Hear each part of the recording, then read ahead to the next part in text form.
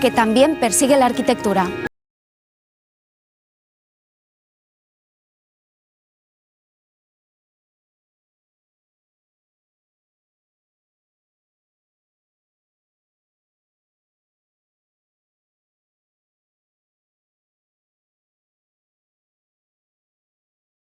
Estipulado que para 2021 todas las construcciones de obra nueva deberán tener un consumo energético casi cero para poder hacer frente a los retos medioambientales del futuro. Hay algunos que ya se han adelantado y van incluso un poco más allá, un camino hacia la autosuficiencia energética. La empresa de energías renovables Norvento quiso predicar con el ejemplo al construir su propia sede en Lugo.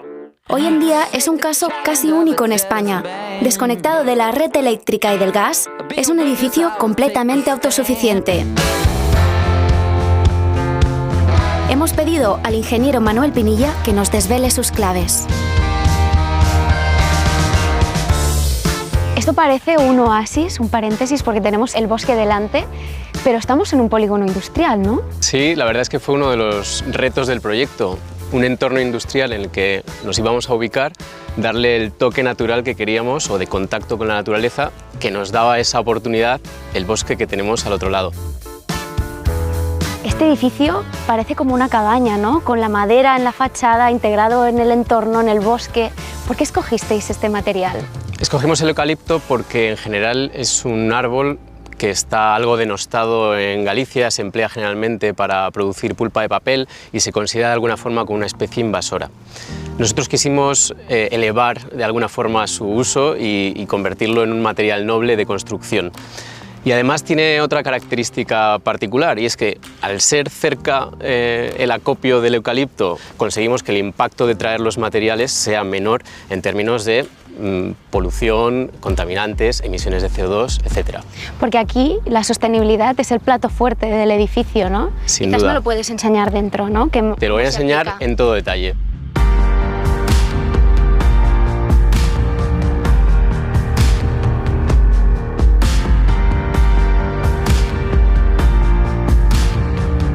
Como este edificio es autosuficiente, está totalmente desconectado de la red eléctrica, me gustaría saber cómo lo conseguís.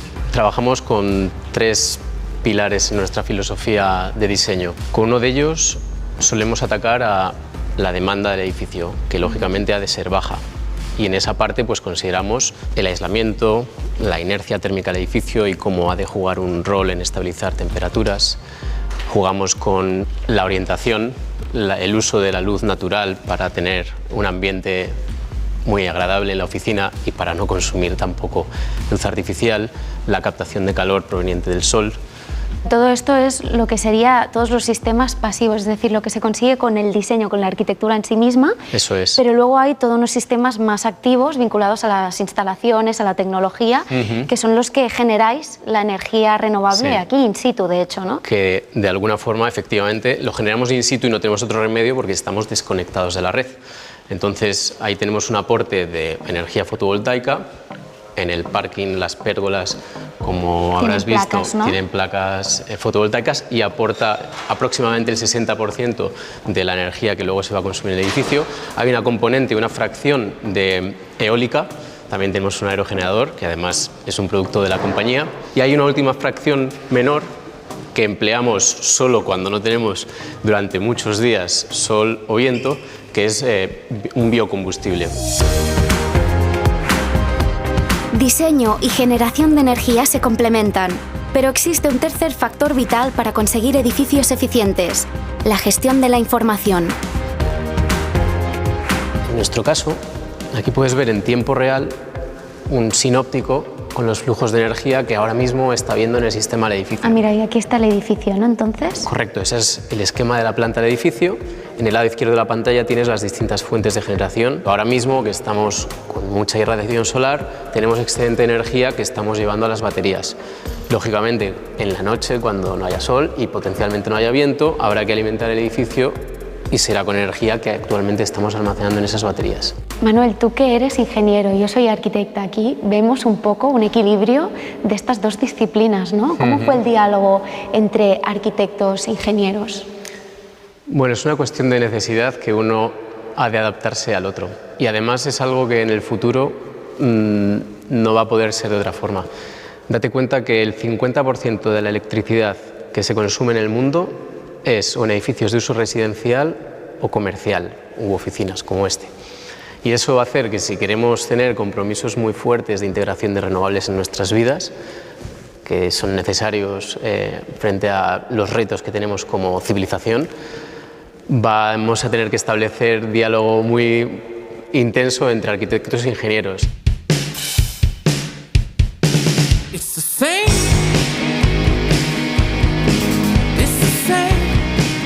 Y de Lugo a Madrid.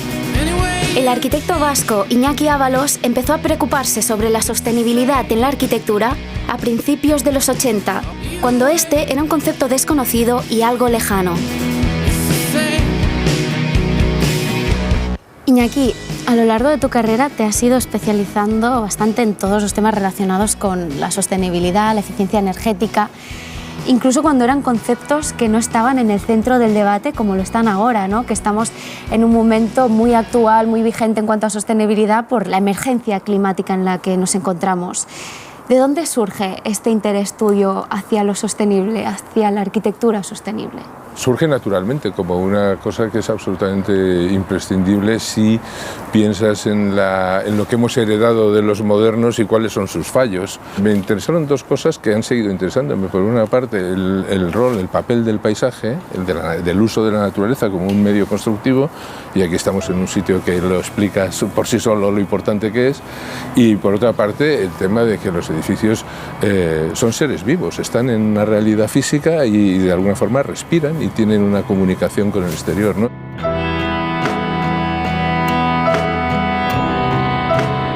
Profesor en Harvard y en la Escuela Técnica Superior de Arquitectura de Madrid, Ábalos piensa que en el futuro las ciudades no podrán dar la espalda a problemas como la contaminación, la huella ecológica o el gasto energético.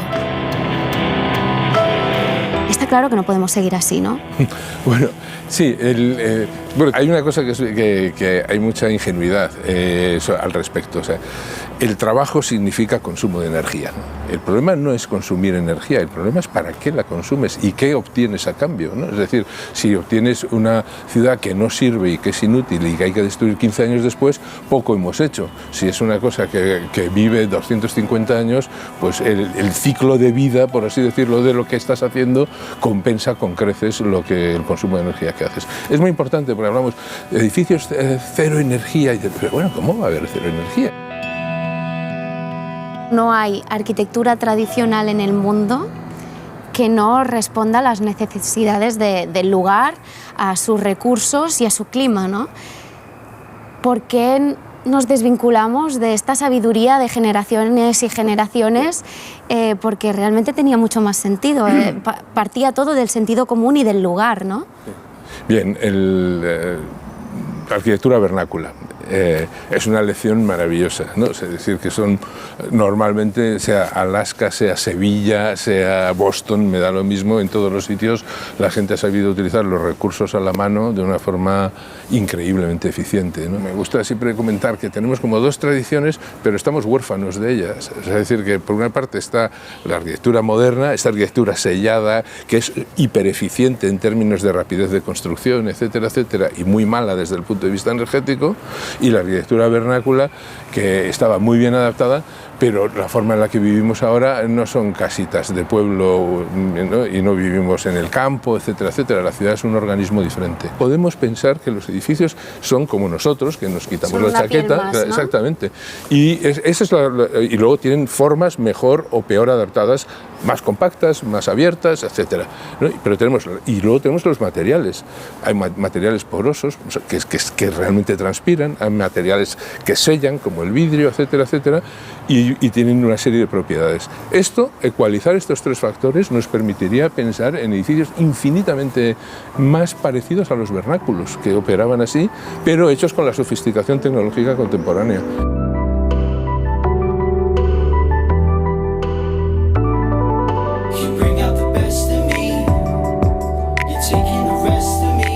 Pocas veces se ve mejor la piel de un edificio que en la sede del ICTA, el Instituto de Ciencias y Tecnologías Ambientales de la Universidad Autónoma de Barcelona. El arquitecto Luca Volpi fue uno de los asesores ambientales de un edificio donde tecnología y diseño se dan la mano para conseguir la máxima eficiencia.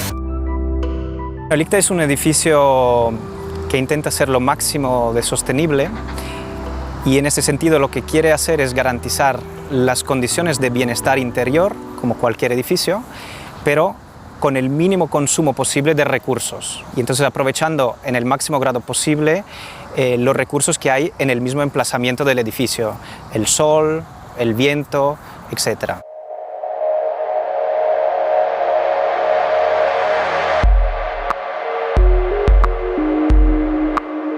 En el caso del ICTA, lo que se ve muy evidente es un envolvente exterior, es decir, una piel que se regula automáticamente en función del equilibrio entre las condiciones interiores y las exteriores. Entonces se gradúa en cuanto a su abertura para dar a cada espacio todo el confort necesario. En invierno es un edificio muy compacto porque la piel está muy cerrada y funciona como un invernadero, entonces capta el máximo de radiación solar posible para que dentro del edificio puedas estar a gusto. En cambio, en verano la envolvente se abre y entonces tienes un edificio que disipa mucho calor, que es muy ventilado. Entonces tiene un poco este efecto tipo chiringuito de playa o estar sentado debajo de un árbol.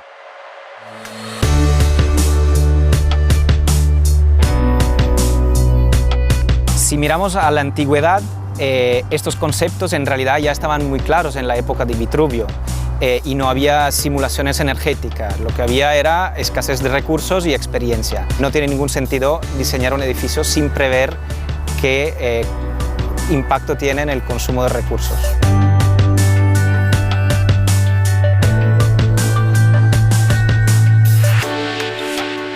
Cuando te decía que los edificios respiran, es que es verdad, son edificios inanimados, pero respiran, están ahí, están a la intemperie, están al aire libre y están sometidos a las mismas cosas que estamos las personas o los animales, ¿no? Y por lo tanto tienen un régimen metabólico. Y esta idea de entender que el régimen es siempre como una especie de sístole-diástole, es una especie de ritmo y no es una cosa ahí rígida como una pom puesta ahí, es la clave para avanzar en una arquitectura que sea más sana, más natural y digamos más también con menor impacto, digamos, energético, eso seguro. Pero lo importante no es eso, lo importante es que nosotros, por supuesto, nos dedicamos a la belleza. O sea, el verdadero patrimonio que produce la arquitectura es ciudades bellas. Es decir, o sea, hablamos de Sevilla, de Barcelona, de San Sebastián, pero también, yo que sé, de Málaga, hasta de Madrid, podemos hablar de su belleza, ¿no? Y eso es lo que hace que sean atractivas, que nos eduquen, que tengan, o sea, decir, que no se trata simplemente de formulitas y de kilovatios, ¿no? Pero todo ello está entrelazado, ¿no? Sevilla es bella porque está maravillosamente bien adaptada a unas condiciones hidrotérmicas muy duras. Y eso lo ha convertido en una ciudad que tiene una forma de socializar que viene del clima, pero que es característica de Sevilla, ¿no? Esa especie de calles que tocas con las dos manos, una casa y la otra, no es casual. Y esa proximidad del andaluz tampoco es casual, ¿no? O sea, hay una relación muy clara entre la forma en la que vivimos y nos comportamos y cómo se ha construido la cultura de una ciudad. De hecho, tú dices esto, ¿no? Solo si detrás de la idea de sostenibilidad también hay una idea de belleza, entonces la sostenibilidad habrá venido para quedarse, ¿no? Claro, por lo menos para los arquitectos es la única forma en la que tiene sentido y hay que entender qué significa, o sea, qué principios estos que estamos hablando hoy, cómo se pueden integrar hoy en día, cómo se podrán integrar en un futuro próximo, pero nosotros siempre tenemos que proyectar pensando en el futuro, ¿no? O sea, es decir, entonces, cuanto más nos aproximamos con nuestras ideas y proyectos a cosas que están avanzándose ahora, digamos que en alguna medida estamos, digamos, incorporando tensiones o tendencias que en el futuro van a ser más... van a abrir nuevos caminos, ¿no? Y eso también es otra parte, otra responsabilidad del arquitecto, no quedarse en la nostalgia, no quedarse mirando para atrás solo, ¿no? ¿Por qué crees que es importante o casi necesario descarbonizar los edificios y las ciudades? Pero porque es insano. No hay mucho más que decir, ¿eh? No, es decir, y segundo, porque podemos hacerlo.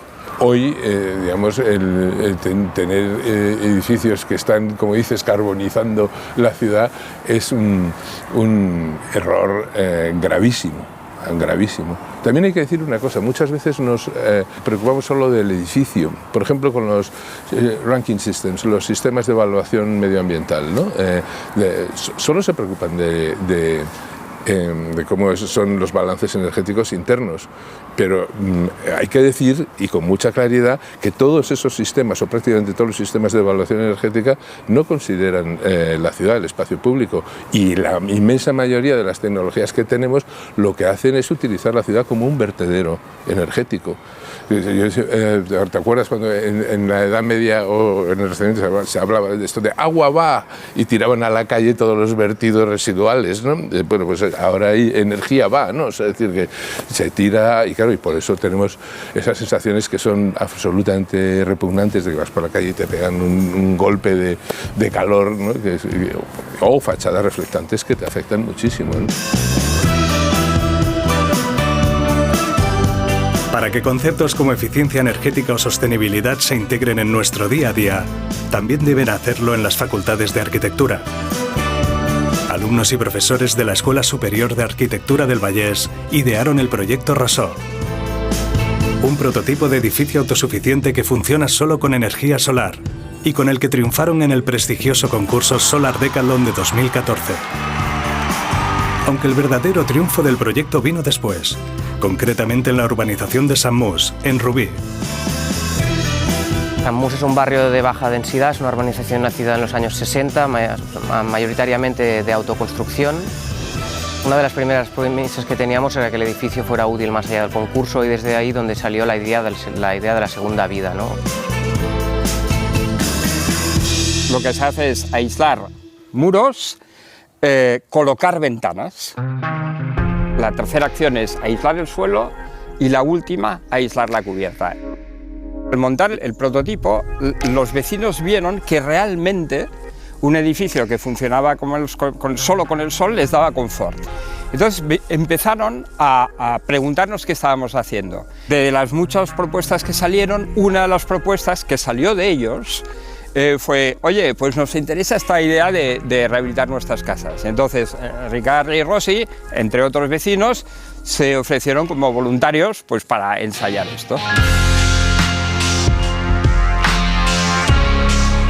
Esta casa donde estamos es una casa construida en los años 50-60. Lo hicimos entre todos, entre la familia. Aquí no entró ningún profesional. La casa, claro, se construyó con unas carencias evidentes. Entonces, claro, aun viviendo en esta zona que el clima no es muy severo, los inviernos son durillos.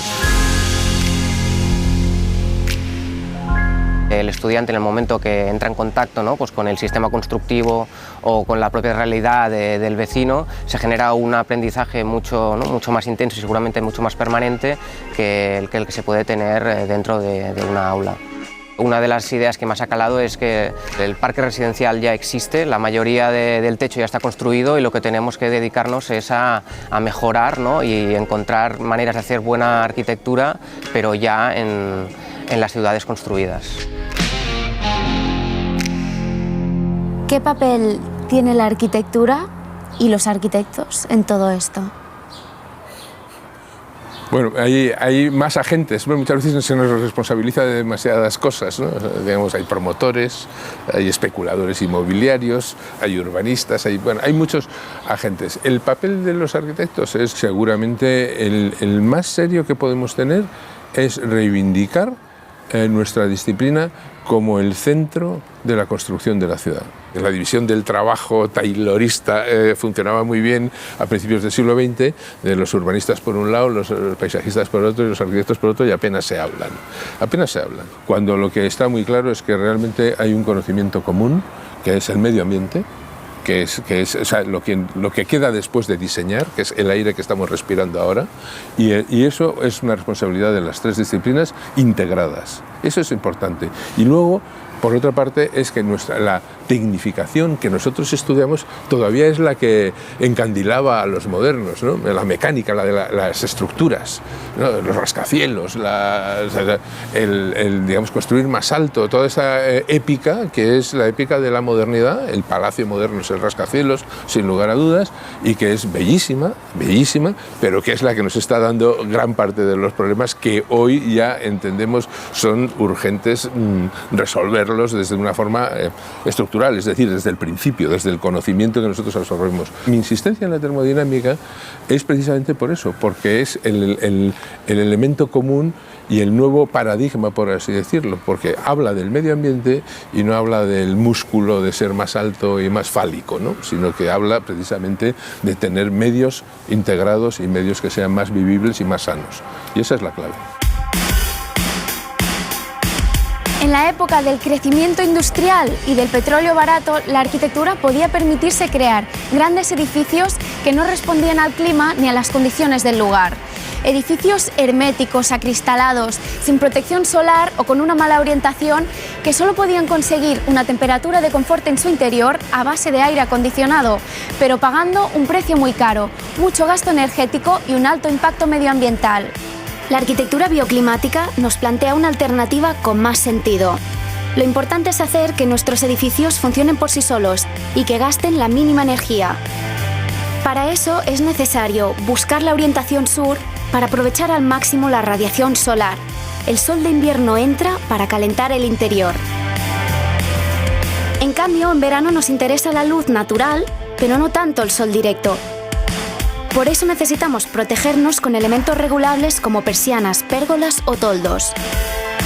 También es importante disponer de un buen aislamiento térmico para mantener una temperatura estable. Y situar las ventanas en paredes opuestas para favorecer la ventilación cruzada y el efecto chimenea, y así ayudar a renovar el aire. Mediante pequeños detalles de diseño podemos conseguir una arquitectura que realmente interactúe con el entorno para generar confort. Incluso podemos conseguir hasta un 90% de ahorro energético.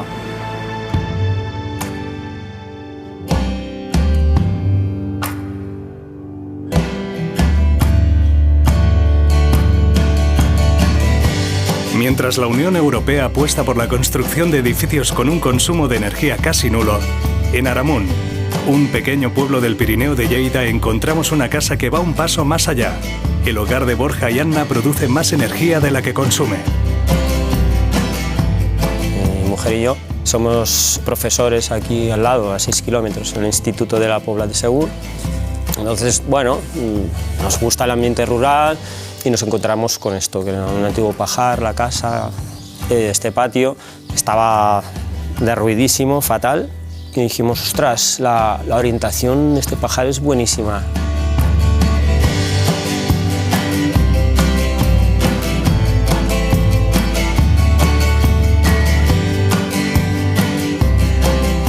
Esta es una casa que recupera un edificio del pasado para construir una vivienda que en realidad es del futuro, ¿no?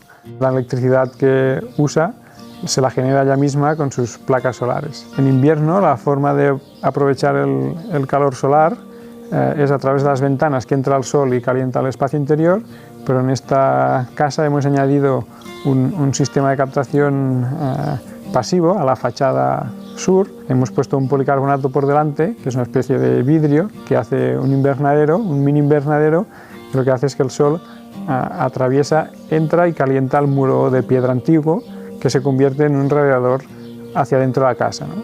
Y como el interior se calienta bastante, hemos añadido un tubo de agua que permite también calentar este agua, de forma que no solo tiene la casa caliente, sino que el agua de la ducha también le sale en invierno a unos 60 grados y en verano a unos 40 grados, ¿no? Todo funciona de día. Si el tubo del lavaplatos no se pone de noche ni de coña. En todo el año, así los meses de diciembre, enero y algo de febrero, que fue lluvioso, te digo así de memoria, 21 euros de consumo. Al final, todo funciona con el sol. Somos como vampiros del día, ¿no? Buscamos el sol y cargamos el coche eléctrico de día, siempre con el sol. Con lo que estoy cargando hoy, tiro, bueno, toda la semana, no, 2 semanas yendo a trabajar y volver. Y cuando vas a casa a Barcelona o a Lleida, dices, ostras, estoy bajando con un coche que debe pasar pues, 1000 kilos, es pequeño, pero 1000 kilos en total, y me está llevando el sol. Esto lo ha cargado el sol. Yo me acuerdo cuando íbamos a escuela, ¿no? Nos decían, es que las energías alternativas, pues que estos hablan antes de que yo naciera. Entonces, ahora hablamos distinto, ¿no? Ahora al menos en clase hago, no son alternativas, es que no tenemos alternativa. No hay alternativa. Hagámoslo ya, no tenemos tiempo. Yo a mis hijos o a mis nietos no quiero que les quede esto hecho polvo. No es justo.